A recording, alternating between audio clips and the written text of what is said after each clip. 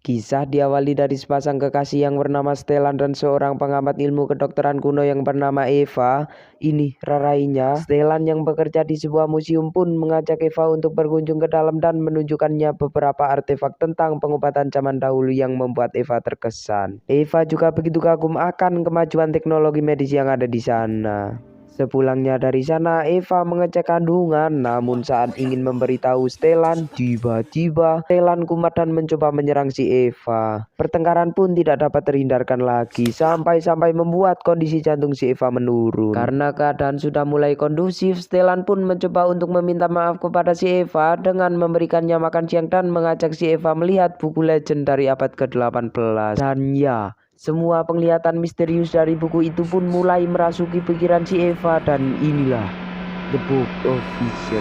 Karena mendapat gejolak energi itu, tubuh Eva yang sedang hamil pun tidak tahan dengan gejolak energi itu yang membuatnya buru-buru keluar dan muntah-muntah. Untuk menenangkan si Eva, Stellan pun mengajaknya ke sebuah binatang dan melihat sepasang doflamingo yang diberi nama Alexander dan Tina. Dan kunjungan itu pun berhasil membuat Eva sedikit tenang. Setelah tenang, Eva yang masih penasaran pun melanjutkan untuk membaca buku tadi hingga mendapat informasi kapan dibuatnya buku itu dan untuk siapa buku itu dibuat. Setelah itu, Eva juga mendapatkan penglihatan di mana ada seseorang wanita hamil yang sedang melahirkan. Namun setelah dilahirkan, janinnya begitu sangat mengerikan hingga janin itu diletakkan di sebuah pohon dan dibawa ke puncak pohon oleh para penunggu pohon. Di saat yang bersamaan, Elizabeth sedang diwawancarai oleh si Amun sedang membahas tentang militer kerajaan itu. Di sisi lain, Guinter dan Valentine sedang sekolah privat bersama seorang guru yang bernama Tuan Langwer. Namun karena Guinter tidak suka dengan cara mengajar Tuan Langwer, Ratu Elizabeth yang melihatnya pun langsung memecat si Langwer. Di saat yang bersamaan, Maria sedang menuju ke sebuah pohon keramat di sebuah hutan dan meletakkan janinnya di sana. Lalu janin itu pun dibawa oleh si pohon hingga puncak dan menjadi bayi yang agak normal. Di sisi lain, Eva yang sedang tidur pun ngelilir dan teringat akan buku tadi hingga dia nekat kembali ke museum dan melanjutkan membacanya.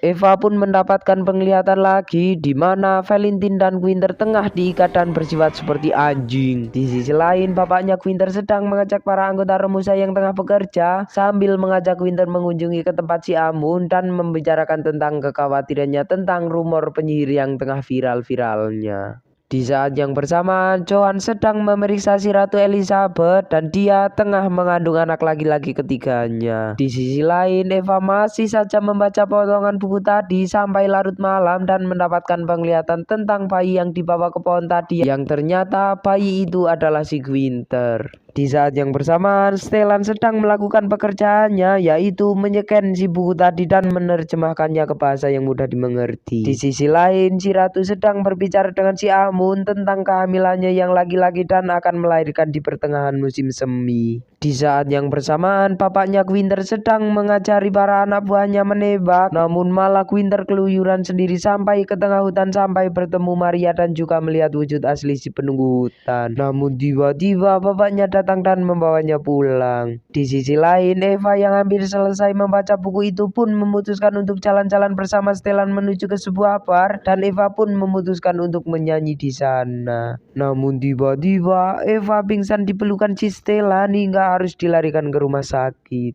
Di sisi lain, Maria meminta Amun untuk mengunjungi ibunya yang sekarat, namun di saat diperiksa, nyawanya sudah tidak dapat tertolong lagi. Maria yang tahu ibunya tewas pun merasa sangat sedih sampai mengurung dirinya di kamar dan tidak mau makan seharian dan teringat ketika dia diperkosa oleh seseorang.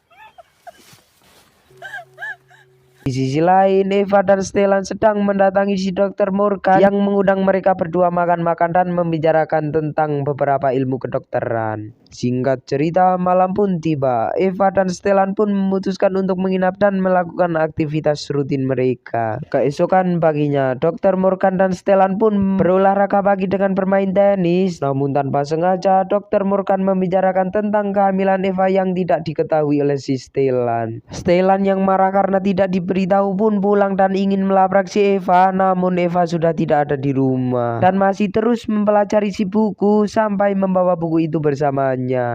Di sisi lain, Maria yang dari tadi memikirkan ibunya sampai demam dan meminta Amun untuk menulis sebuah surat tentang Quinter yang menyaksikan perusakan hutan dan para penghuni hutan yang berjalan menuju ke sebuah danau untuk menenggelamkan diri.